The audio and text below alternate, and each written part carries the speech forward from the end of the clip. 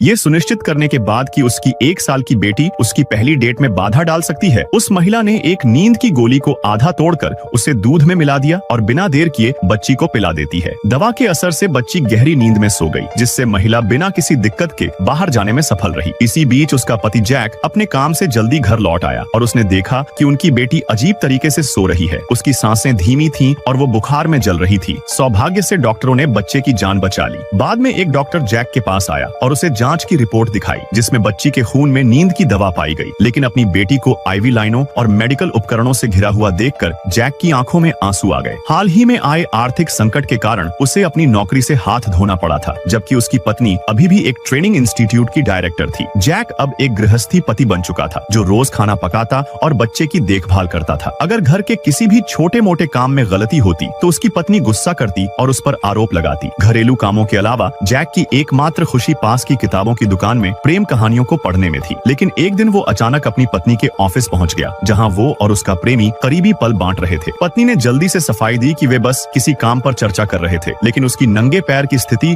और सहायक की घबराहट ने जैक के मन में संदेह पैदा कर दिया। घर लौटते समय उसकी पत्नी ने अचानक कहा कि उसे एक